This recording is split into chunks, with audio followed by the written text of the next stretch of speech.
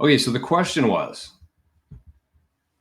if you have money in an IRA, what would you advise rolling it over into, I think they used Unchained, where you can actually take your pension, your retirement fund, you can roll it over into Unchained. They do all that for you and put it into Bitcoin. I don't know if I think it's self-custody Bitcoin, but it might be ETF as well. I'm not 100% sure. I'm in Canada, so I'm not overly familiar with Unchained. But from what I understand is you basically take your pension, they roll it into a Bitcoin IRA, and they hold the key to it, essentially. So would I advise it? Absolutely. But for people who don't want to do that, because obviously there's going to be quite a large fee attached to that for them to do that, for them to perform it and to help store your Bitcoin. So I'm more on the team of kind of do things yourself for the most part, unless it's a reasonably priced one. But from what I've heard of Unchained, and again, I've never used them. I'm in Canada. I do not have the ability to use them, I don't think. But from what I've seen of their fees and their setup costs and everything like that, I just think it's better off at this point to be buying Bitcoin with that. So unless you can find somebody for a very reasonable price to help store your Bitcoin and help do that for you, I would kind of do it myself. Maybe bad suggestion, maybe bad advice. This is financial advice after all. But the other option you're going to have there is you can actually just work with a financial advisor to do it. And they're not going to be taking quite as high of a fee. They might charge a little bit off the start. And obviously they'll be taking a fee off your Bitcoin ETF. But that might be the play. So what I'm going to be talking about here today is one of the financial advisors that I work with. Great guy. Let me just find the email here that he sent. This was from a while ago, and I think we talked about this before, but I wanted to take it into a little bit more detail. So let me read this, because I think I've read this before. It was like half a year ago now, but it's very relevant still. And so this is from a financial advisor, a local one here that I work with. And if you are somebody who has a bunch of your capital still in the old system, then reach out to me. I'll put you in touch with him. We'll have a conversation. We'll set up a call, and we'll move as much as possible from your pension or your investment fund into Bitcoin or Bitcoin related companies. So this is what he sent. It says, here's something interesting from the mosaic I sent you yesterday, which I'll bring up too. But it says, if in 2013 you had $6 to invest and you invested equally in the US equity, high yield bond, aggregate bond, emerging markets, commodities index, and gold bullion, you would have $9 after 10 years. So you went from $6 to $9 in the strategy that most advisors would tell you to go into. If in 2013 you added one extra asset class, Bitcoin, and you divided your $6 equally among the 7 asset classes, you would have $41 after 10 years. If your original Bitcoin investment went to zero during this time, your original $6 investment would be $8.50 after 10 years. Therefore, the addition of Bitcoin to the portfolio increased the original investment by 355%. And if it had gone to zero, it would have only decreased the 10-year value by 6% from $9 to $8.50. Nobody constructs a portfolio by equally weighing 7 asset classes, let alone 14% in one security, even for the riskiest investor. This was just for ease of illustration, but nonetheless, the results cannot be ignored. The upside potential. So this is the key here. And this is what I want to talk about today. This is the key. The upside potential was 355%. And the downside risk of Bitcoin going to zero, not just going down a bit, but going to zero, was 6% over 10 years. So I'm sure if you've been listening to Bitcoin conferences, if you've been listening to people within their traditional financial markets talk about Bitcoin, Greg Foss, Larry Lepard, who else was talking about this the other day? Scaramucci. Is it Scaramucci? I think so. The Mooch. I think his name's Scaramucci. But they talk about the greatest asymmetric trade in history. And essentially what that means is you have a shitload of upside, of potential, and you have a very low downside. That's what I make of an asymmetric trade. There's a very high upside and very low downside, and that's kind of what Bitcoin is right now. So I want to show you, where is this?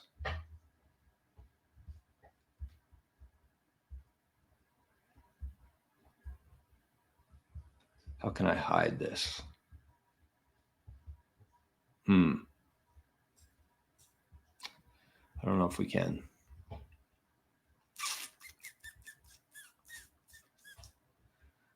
Open in new tab. There we go. God, I'm smart. I'm new to computers. I've only been using them for 20 years. From our computer class back in high school, computer class. So this is what he's going off of here. This is the Bitcoin performance compared to major asset classes. This is the chart he was talking about. And so what I did here, using this, is I kind of created my own little spreadsheet, which I'll share.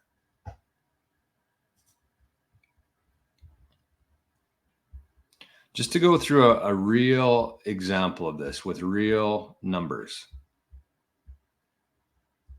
Okay, so this is we got Bitcoin, we got the S&P, we got the high yield bonds, and we got emerging markets. Hopefully everybody can see that okay. So all this information was actually taken from that graph that he sent me, graphic. So I took the last 10 years here, 2014 to 2023. I left out 2013, which had a 5,000% return for Bitcoin. So we left that out just for, so it's not too crazy. So I got a couple options here, and he kind of went through this in a very simplified way so we went from $6 to $9 in traditional, and then we went from $6 to what? We went from $6 to $9 with the usual mix, and we went from $6 to $41 if you included some Bitcoin in there. So this is what I want to show here. This is if you had $1 million back in 2014. You didn't put any in Bitcoin. You had 40%. I kind of use like the traditional 60-40. I think this would what it would be. So 40% in the S&P, we got 40% in the high yield bonds, and we got 20% in emerging markets. So this obviously could differ. I just wanted to keep things fairly simple for illustration purposes. So you start off with $1 million in 2014, and at the end of it, you have a total of $2 million. So pretty good. You had a gain of $900,000 and 83% gain. That's after 10 years in your traditional, this is actual results, historical results, in your traditional financial portfolio. Pretty good.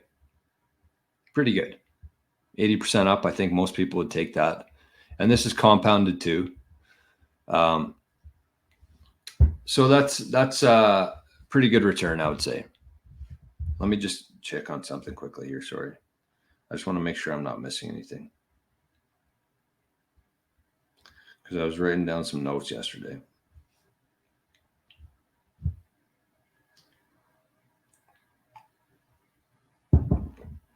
All right. We're good. So the only thing that I did want to mention here, and we're probably a little bit too late for this, but it's okay. I was calling this episode, This is Financial Advice. I wanted to put the full show on YouTube today, just so anybody out there who has any sort of money in the traditional markets, I think this is going to be a real eye opener, almost as much as the house chart there, comparing Bitcoin and fiat prices. But keep in mind here that this is based on actual data. This is not my opinion on anything. This is financial advice because it's just logical advice. But at the same time, I wanted to use 10 years because with Bitcoin, if you're putting any sort of money into Bitcoin, you want to be very long-term focused. Contrary to what the media will tell you, what the governments will tell you, there's not a whole lot of people in Bitcoin who are here to cash out back into fiat. So if you're buying Bitcoin, you're going to be here for at least 4 years, I would say, if you really want to get the full potential of it. But if you want to, I went 10 years. I think a lot of people will probably hold it for 20 years, 50 years, forever. But we'll use 10 years for that reason, because we want to be thinking very long-term here in Bitcoin. So that's the first option. That's if you just completely ignored Bitcoin, you still would have done pretty good. You would have had $913,000 gain, 83%. So this next one here is if you would have allocated 2% into Bitcoin. Chrysler did like a split between them. I thought the 2% was very reasonable, especially before the ETF showed up. I think that 2% Bitcoin was very conservative, very probably high risk for a lot of people. So 2% Bitcoin here. I took it out of the high yield bonds, dropped it down to 38%. So we got 2% Bitcoin, 40% S&P, 30% high yield bonds, and 20% emerging markets. So just with a 2% allocation, we went from a $900,000, and this is what we're started with here, $8,000. Well, we started with 20, but in 2014 we lost 56% of it. So we started with $8,400, and it went all the way up to 726,000 after 10 years. So with Bitcoin at a 2% allocation, you would have had 150% gain versus 83% gain, which is great. I mean, I think anybody with a brain would take that with a very low percentage, very low risk, 2%. And that's kind of what I want to highlight here. I did one for 5% as well, which is this next one. So this is a little bit more risky, I think, again, especially after the ETFs or before the ETFs legitimized it a little bit and made it very easy for people to hold Bitcoin. So this is at a 5% allocation. After 10 years, you had a 2.6 million gain for 253% upwards. So that's with a 5% allocation to Bitcoin. But this is the thing that I wanted to show here. So at 5%, I think that that's a fairly reasonable amount. But this is the highlight here. This is kind of what I want to focus on. So you had $1 million. You put 5% into Bitcoin, 40 into stock markets, S&P, 35% into high yield, 20% into emerging markets. So this is worst case. This is, as you can see here, I zeroed out Bitcoin. This is assuming that after 10 years, you had a whole bunch of highs, a whole bunch of lows. And in 2023, Bitcoin crashed to zero. They found a way to shut it down. The Bitcoin network was hacked. It went to zero. So look at this, though. Here's the very interesting part. You still, even with Bitcoin going to zero, you still had a $867,000 gain for 81%. And if you just had Bitcoin's, you didn't put any money in Bitcoin, you had an 83 or 84% gain. But if you bought Bitcoin and you lost it all, you still had an 82% gain. So that's the asymmetric part of Bitcoin here. That's the part that I wanted to highlight. And so this is if you put 10% into Bitcoin back in 2014. You would have had a total gain of 4.4 million USD for 432% upside. And the crazy thing about this is we've actually already gone through 2023 and Bitcoin did not go to zero. So whoever was ballsy enough to put 10% in there, only 10% too, back in their portfolio back in 2014, would have had a 432% increase through that time.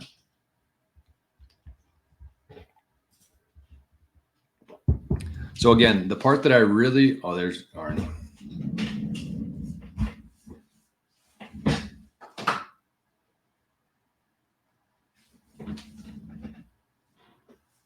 Hello. The part that I really wanted to highlight there was the upside. The upside versus the downside. And that's what I really want people to understand. When people say it's the greatest asymmetric trade in history, that's what they're referring to. You have an upside of 432% gain if you had done it. and a downside of, in this case, 3% downwards with a 2% allocation to Bitcoin.